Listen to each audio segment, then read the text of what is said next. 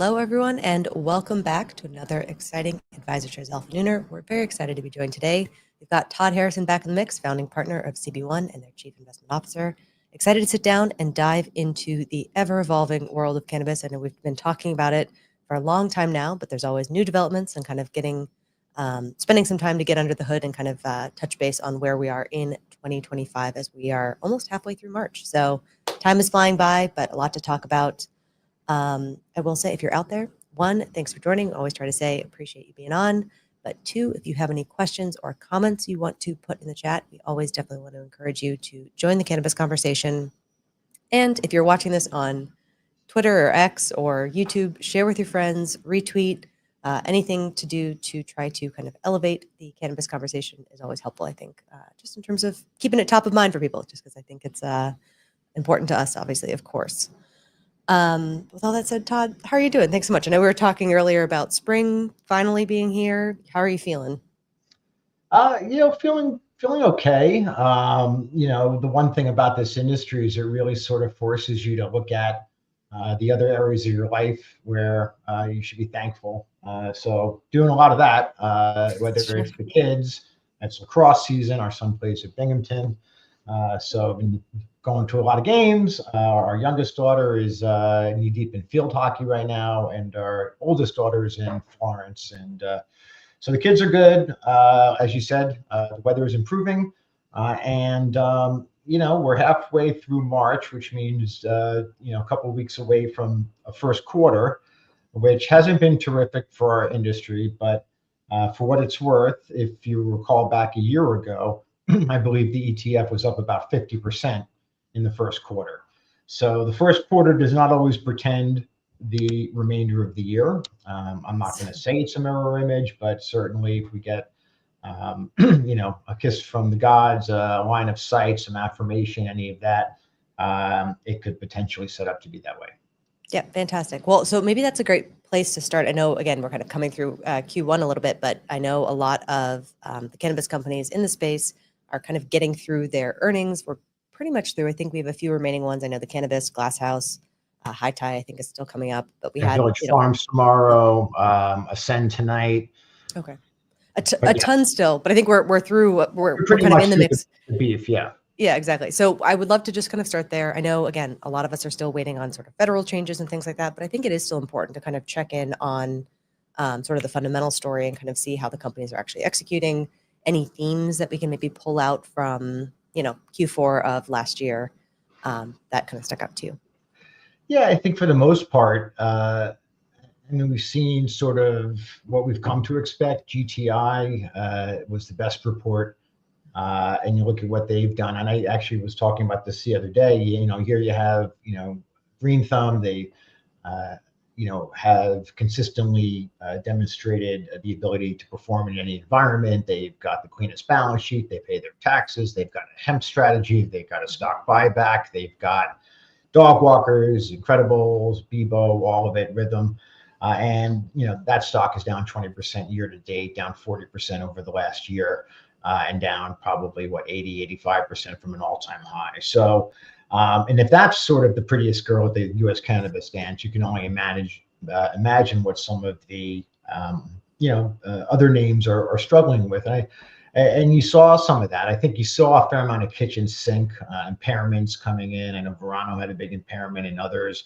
And then you have numbers that aren't apples to apples, again, because depending on what's in the adjusted or, whether you're paying your taxes is going to, sort of shape what those top line numbers look like. And, that's been a bugaboo of the industry for a long time, is that the accounting has been very foggy because it's a federally illegal industry operating in state legal markets. Obviously, everything that's going on with the IRS and with the DEA and others, and really hemp, right? The FDA, are all sort of areas of confusion right now. But as we start to get some clarity around any or all of that, that could potentially shift. But to your question, earnings, yes, we had some good, some bad, some ugly. And we're going to continue to see this friction between, I think, for the most part, keeping sort of GTI aside. But I think you'll see, you'll see a lot of refinances come through the pipe. And for some, you're going to see more friction between creditors and equity holders. So, the bifurcation will continue. Earnings further demonstrated that you can't cut your way to growth. But what I will say, and this is sort of the most optimistic take, and I'll leave this here, is that the cannabis space is seeing incredible growth. Right over the last couple of years, I don't know if it's 70 or 80% growth, but between the legal state market channel and the intoxicating hemp channel, there's been just absolutely phenomenal growth. Right, it's just been bifurcated. So as we start to get clarity on how those two markets merge, right, eventually, whether that's at the state level, like we're seeing more and more of, where they're going to carve out low-dose beverages and push everything else into the dispensary channel. We're seeing that in Missouri. I think we'll see something like that in Florida, Ohio. So whether it's state level or top down with some amendment to the Farm Bill, getting resolution there, I think is going to really change the dynamics, both from a price compression standpoint and from a forward growth standpoint. Yep, I think that makes sense. In terms of sort of a separation of how you're looking at the companies within the space right now, I know some of it has been, who has debt, how they're managing that.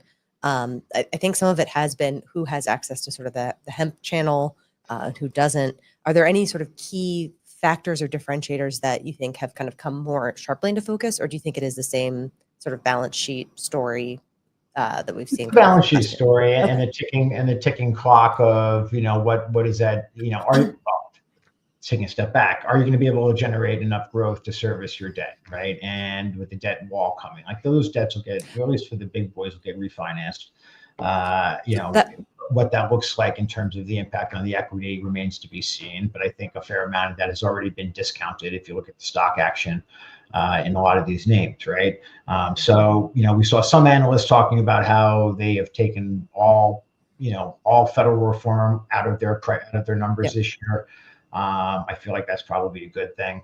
And let anything that happens be a surprise. Remember, it is March 12th. So next month is Second Chance Month, April 420. If there is going to be something guidance, we would think it would come around that time. But obviously remains to be seen. It's been radio silent. But again, Trump's been in office 52 days.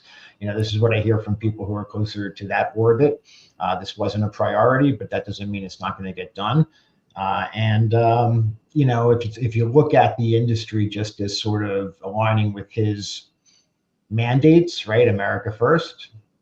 They were not treated like first-class citizens in this industry. We're forced to list up in Canada when Canadian stocks can list here, right? There's 450 to 500,000 jobs, depending on who you talk to, that aren't counted in the Bureau of Labor Statistics.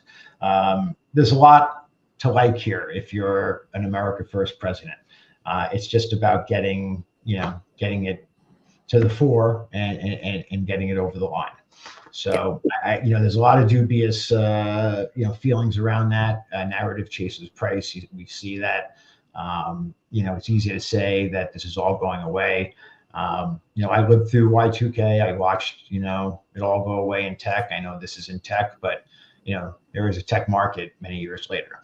And I do, again, I think a fair amount of growth once we take those bifurcated channels and align what is the same plant with the same regulations. Yeah, or sort of just remove those needless hurdles and ultimately let the companies compete and the industry compete as it. Yeah, and there's two ways to do it, and this is what we spent a lot of time talking about, right? We can either just try to modify the Farm Bill definition to include cannabis and let the states sort of set their own mandates, because it's already, that cat's already out of the bag. And there's some very smart people who said this is the way, right? Because it is a Farm Bill. Cannabis is about, is a plant, so it is germane. But I don't know if there is sort of a line of sight on whether that's a hill the industry is willing to die on versus let's find our frenemies and find aligned forces and get a bill across. And if it is that, again, if it's state led or top down, if there is a meeting of the minds where low dose hemp beverages survive because alcohol needs them, sure. Talk about existential risk, and the rest of THC products go through the dispensary channel. If that's where it ends, I think that's a very good outcome for for the space. But ultimately, I'm less concerned with how it happens versus the fact that, cannabinoids should be treated equally. They should be tested, regulated, hemp too, and let the A players rise to the top, let the C and D players, fall by the wayside, and there's enough to eat for everybody. Yeah, I think that makes sense. In terms of how, oh, sorry, go ahead. No, that's it. I was going to say, in terms of how the companies that we've seen so far put a toe into the hemp channel and sort of take that path as well as sort of an option, do you think that they're doing enough to kind of separate themselves to have that? Because I think that is such an important key thing when you're looking at hemp, like you're saying, is to have that regulated, tested, even if it's self-imposed, sort of safer version. Do you think that that's being communicated well? I think it is, but. Yeah, I mean, listen, the hemp beverage market's already getting pretty saturated. I mean, we've heard this before. We're involved, Tempters, as you know, horticulture. Sure. They've got a few brands, and they're kicking ass and taking names with a very small team and much less funding than others. But it's competitive out there. But they're growing like wildfire now. Do I think? And I'm just pointing that out, in the landscape of entrance into the market, because we're seeing more, right? We saw Trulieve, we saw Cura, and there are, others. We're hearing that some of the big alcohol guys are going to get into the space and try to undercut the market. But ultimately, my point being, for these big multi-state cannabis operators, having a hemp-derived beverage is helpful, but it's not going to take the place of your core business, right? I mean, if there is clarity around, if the hemp loophole stays open, for instance, should the glass houses of the world and others start selling their flower as hemp across state lines? 100%. But I don't know, we're going to know by September on the Farm Bill, conventional wisdom and what we're seeing and hearing more and more, not only at the state level, but regarding the amendments that might or might not get included in the Farm Bill, is that, the alcohol lobby has sort of, made it known that this is going to be part of whatever solution there is. And we're seeing more and more of that consolidation in that. The only other area that we're really hearing or, analysts and investors talking about for growth is international. Yeah. And, obviously there's a bit of a tariff tiff right now with Canada, but there's some players up there that, are particularly well positioned. I know we've talked about Village Farms, and they just, entered New Zealand. They have, they're investing into their Netherlands facility. Like, there's real growth and real guidelines and legal laws there that aren't as opaque as what we have here in the US. So, Germany was sort of a shot across the bow, but everything we're hearing is that the medical market's going to stay status quo, which is probably pretty good considering if you're not going to have a adult use framework, this will end up looking a lot like Florida in terms of getting your medical card, and certainly there's a pretty robust market in Florida. And then you saw others. I think France today just came out and said that they're submitting to the EU their proposal. So the world continues to move. I know Trump wants America to be first, whether it's in crypto, whether it's in space travel. Canada is right now got the inside track on international because of, the regulatory landscape and the licenses that they've obtained and the desire to move forward in those markets. And there's a number of companies up in Canada right now. Like, I don't know if Canara is necessarily have their designs on international, but the numbers that they've been putting up in that facility and the people involved there, we think are pretty special. And Rubicon too. I know you had Margaret on, so those are three Canadian names right there. We work with them, we have positions in them, but for a reason, right? Canada is probably, I don't know if we see the excise tax addressed. That's their 280E, but if they really want Canadian industries with a competitive advantage to go forth, they will unleash cannabis, restrictions and let the international markets be fair game for them. So we've been spending a little bit more time focused on there up north. Obviously, there's cross currents around the space everywhere, but we think there's some followed gems up in Canada that we think are well positioned for the global expansion of Canada. Yep, I think that makes sense. I do think as we're still waiting for progress, real progress, I think on the federal side in the U.S., it makes sense for people to look kind of, at a global approach. I think there are players, like you're saying, in Canada and elsewhere that, are doing well, I think. So I kind of think in the meantime, makes sense to kind of keep an eye out on, the whole world ultimately. I did want to check in. We were talking earlier on sort of the elements that we're waiting for, things that are a little bit still on ice. We were talking a bit about sort of the rescheduling of rescheduling. I think last I had seen it was 90 days out from the time that they had put a delay on it. April 13th. April 13th is the next one coming up. Okay. So that's just. But it doesn't. It's A is Cole even confirmed by then. B, he doesn't need to do shit except say, hey, I'm here. The question really becomes, and I know there's been some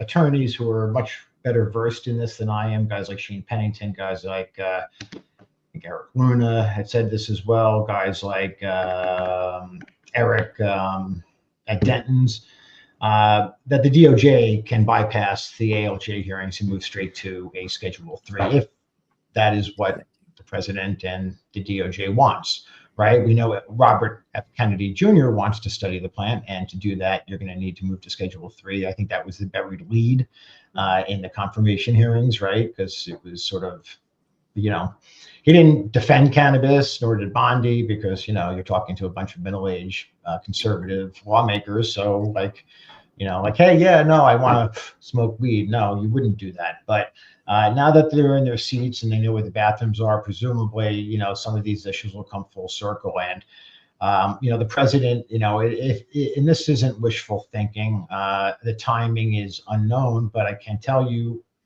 not just from his words on the campaign trail, where he talked about rescheduling, supporting that, and talked about banking and states' rights and clemencies, but his actions in his first term, in passing the First Step Act and expunging Weldon Angelos and Alice Johnson, and he has his pulse on society, his friends. He's got golfing buddies and others that are not opposed to this, and he's got people in his administration that are also not opposed. And let's not forget, states' rights is a traditional Republican flex.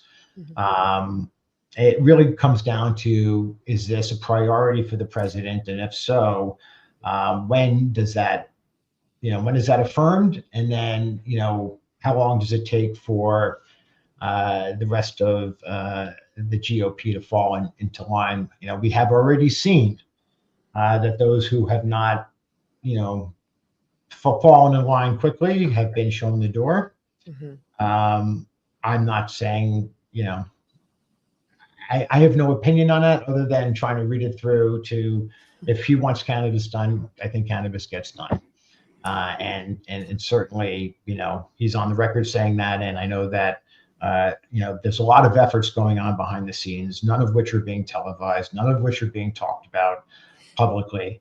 Yeah. But the efforts have never stopped. That's what I was going to.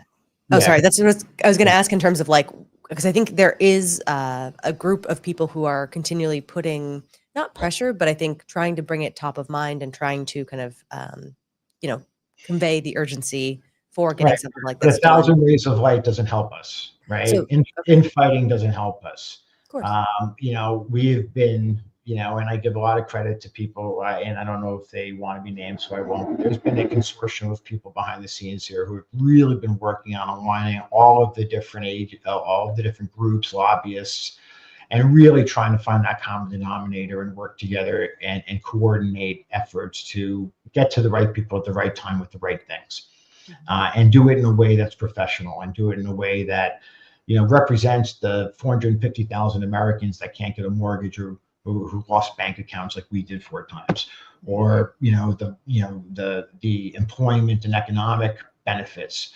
for U.S. citizens, the ability to tamp down on the cartels, which are using the illicit sort of this chasm between legalization and decriminalization as an open source network for illegal activity, right? And the inability to bank is really facilitating it. So, you talk about the deep state. I never thought that I would be a deep state guy until I did the history on cannabis and how they've completely fucked this industry and people of color, and just on lies they knew and perpetuated. They knew about efficacy. Nixon knew about the efficacy. He buried it. He blamed the Jews. Something new and different. So it's time, right? Common sense. We need common sense. This is common sense. And I think if we get a line of sight that there is an intention to follow through on those campaign pledges, then I certainly think that you're going to see more interest in the sector and more work being done around which companies are doing things differently. Because right now it's like there's nobody home, and that's just you see it in the volume and you see it in the price action. Everyone's just waiting to sort of move on. Absent news.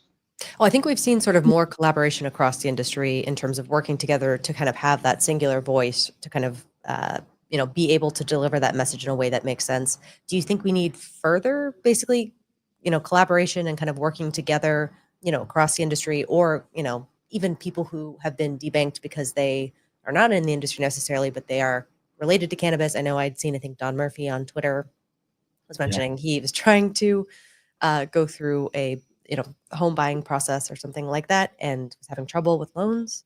Yeah. And I don't, unfortunately, I don't think it's going to be addressed in the debanking bill, because they're still using federally legal businesses that have been debanked as opposed to state legal businesses that have been debanked, which is the nomenclature that is the point of differentiation for whether or not cannabis is included in the conversation, right? That being said, we have been told that there is cannabis specific legislation coming. We've heard that from the Joyce camp. We've heard it from others, like publicly, right? Like just, it wasn't imminent 2 months ago.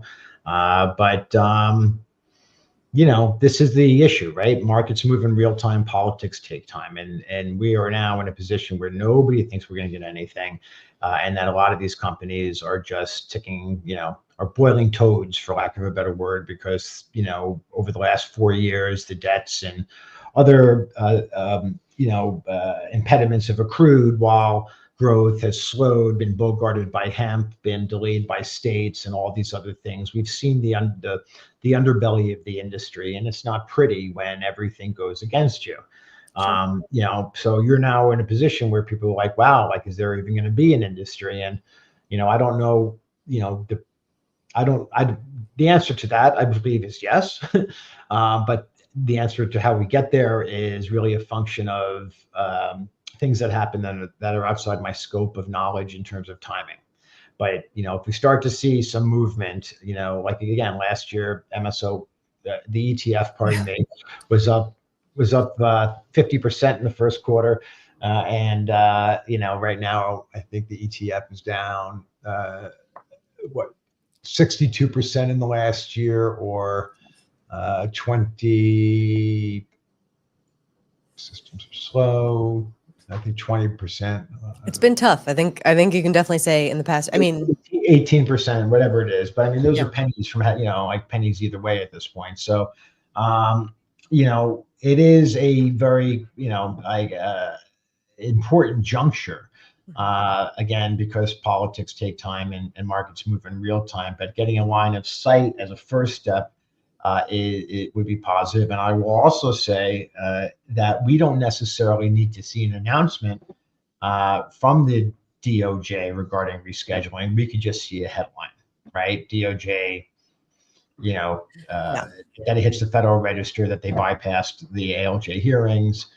We've got 252 pages of documented proof from the HHS that presumably RFK is going to review and either agree or disagree with, but my money's on him agreeing with it so that he can get Schedule 3 so he can research it. And that's what they want. They want to research it, and they want, to do what the Democrats couldn't do in 4 years. So they could do that relatively quickly if they wanted to, and throw shade across everybody from Joe Biden to, Schumer to Booker, oh my. But that's where the issue arose, right? If we got safe banking when Mr. Booker, Senator Booker, was going to lay himself down, we had negative real interest rates. You could have refinanced a lot of paper at zero, at a 0% interest rate, as opposed to 5%, 7%, or for the industry 13 to 14%. So we need some normalcy, right? I don't think anybody who invested in the sector 5 years ago was operating on the premise that we would get no relief from the federal government.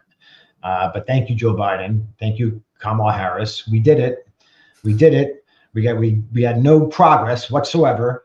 But it left Trump with a tremendous opportunity to take the issue and be a common sense president who puts America first.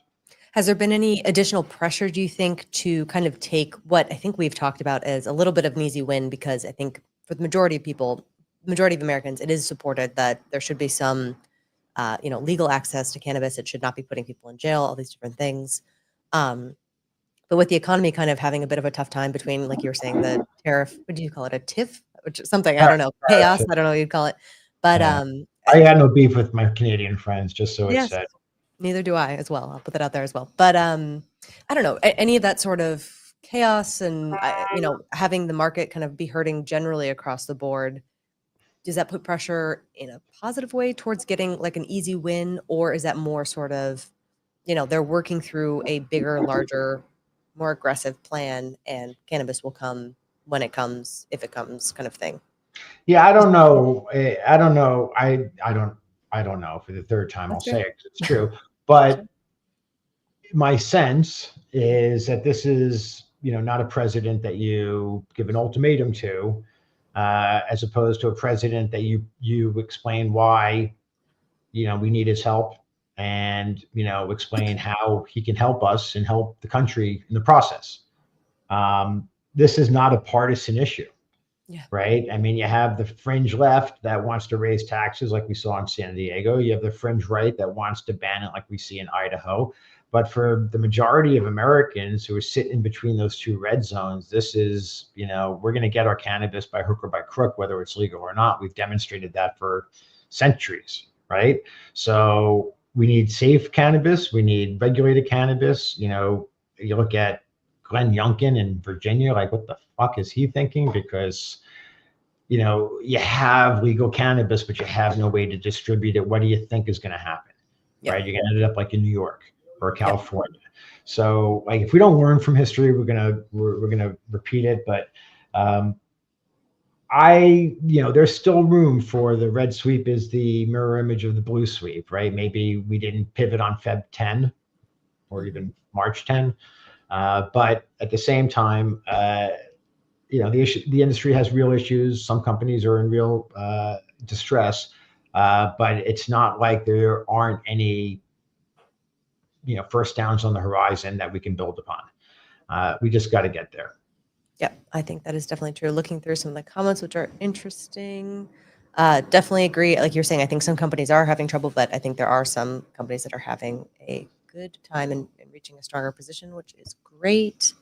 I hope so, Stevie, on Schedule 3 and safe banking. We will see. I think in the meantime, though, I mean, what's the most impactful thing that I feel like you or other investors or just people who care about cannabis can do? Is it just sort of reaching out to your representatives and trying to push it along so it trickles its way up in some way? What sort of? Yeah, I mean, that's one part. Okay. The other part is not going to be a popular response, but it's, we need money. Like Mission Green, I've watched Weldon over the last, number of years, but in particularly the last 6 months, 24/7, pushing to get things across the finish line that would really benefit the entire cannabis universe. But these things cost money. Trips cost money. DC, going to DC costs money. I know Charlie and the USCR, they just formed, and that's going to be helpful in helping to fund some of these initiatives. I as I said, we're trying to work across the different industry groups and lobbies, and whether that's the hemp guys, whether it's the alcohol guys. Like, I really do believe that there are strength in numbers, and we can get what we want if we align with our frenemies. But you put 100 people in a room, you're going to have 100 different opinions, and probably, a quarter of those are going to be dug in pretty deep. So it's really about finding what are the lowest common denominators that we can move the industry forward, and focusing on those. And that's, that's why we started the Mission Green Alliance 4 years ago, was to build that alliance behind Weldon as the tip of the spear. It's nice to see that it's finally coming full circle, but still a little early on the idea. I think that's true. I think definitely, I think that need for, again, collaboration, working together to get those kind of shared aims through is a key thing. Because you're right. I mean, obviously people have different opinions in terms of how things should be done or kind of what they might give up. But I think there's probably more that is uniting those different areas than is kind of keeping them opposed. So interesting. We'll have to wait and see. I feel like, again, it's still a bit of a waiting game. Is there anything that you have seen lately that has given you any sort of excitement? I know, again, it's been tough. I know we're only 3 months in, but anything sort of on your horizon that has been a positive note, I think. I mean, hard to say, but it's like almost that it's so bad, it's almost good. Like I don't know what it's going to take. I was talking about this with somebody.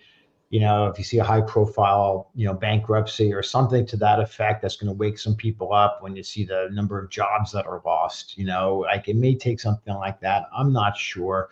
But I do know, again, for what it's worth, and I don't have, I know it's been radio silent from the administration, but I can tell you that there's real conversations happening. It's just they're happening in rooms that don't involve or don't honestly care about Wall Street. It's about, finally addressing, some of these laws that have been on the books for 50 years that have been completely, they shouldn't have ever been implemented in the first place, put it that way. And there's nothing in the science. They've been doing nothing but searching for the negative effects of cannabis for 50 years, and all they kept stumbling across were the benefits, right? So never killed anybody. Yes, if you drank, 20 gallons of milk, you'd probably get sick. So don't drink 20 gallons of milk. But at the same time, as we research this plant, I do think, you say, is anything giving you a little bit of excitement? I still think RFK at HHS is going to open up a world for plant-based medicine, for cannabis biotechs, for psilocybin. I think there's going to be a renaissance of the wellness elements of this plant, which will have a great halo effect on the rest of the consumer, brand platform. And I also think it'll motivate legislators to normalize the operating landscape, which should benefit all of us.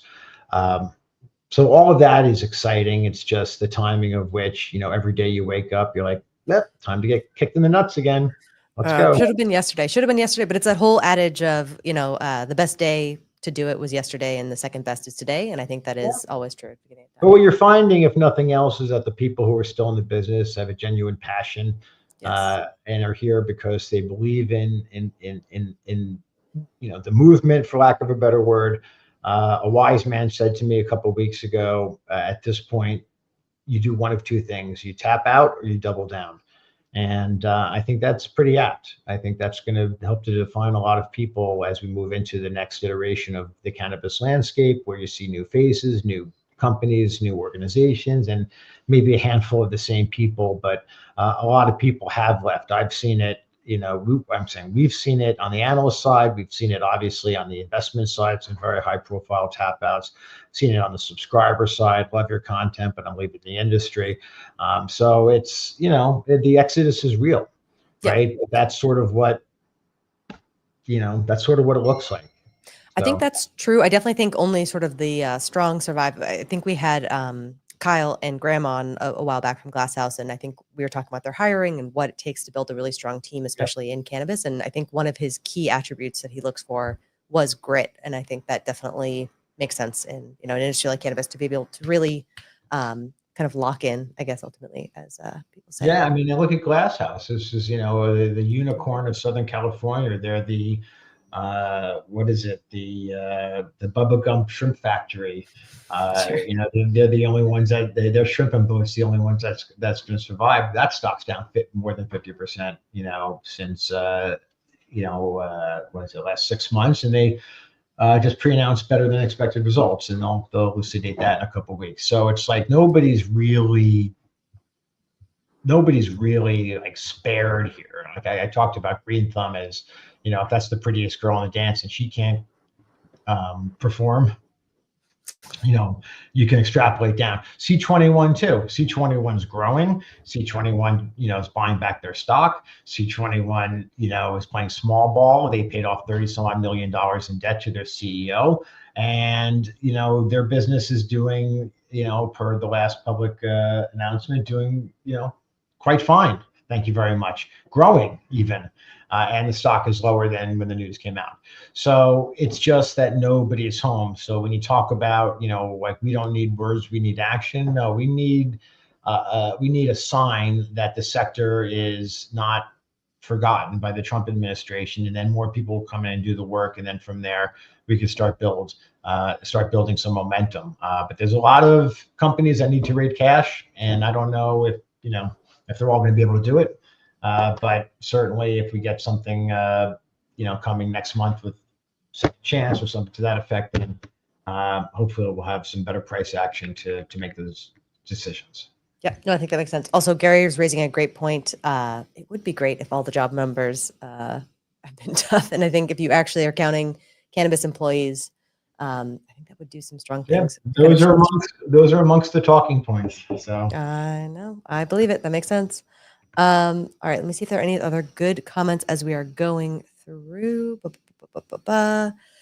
Yeah, Braindead. I do think as the industry sort of matured, I do think that there have been a differentiation in terms of offerings. I think it has gotten more customized, I guess, to different types of users. So I think that is coming as, even in the place we are currently, I think that has continued to grow in terms of yeah, and again, I think what we've seen over the last couple of years in particular is a proliferation of intoxicating hemp, coming across, and a lot of that is just cannabis being labeled as hemp. And certainly when you can buy it on Instagram and the New York Post and Facebook delivered to your doorstep, there's going to be people that are going to opt for that as opposed to going to a Rise or I have to take. Who is it? I can't tell you, but I have to take. Oh, all right. Thank you very much. I was going to say, all right. Thanks everyone for being on. Really, really appreciate it. Todd, thanks for being here. Thanks everyone. Stay tuned. Tomorrow we've got John Lewis on from NASDAQ Dorsey Wright. We're going to talk about relative strength. All right. We'll save his call. All right. Thanks so much, everyone. We will catch you later. Thanks.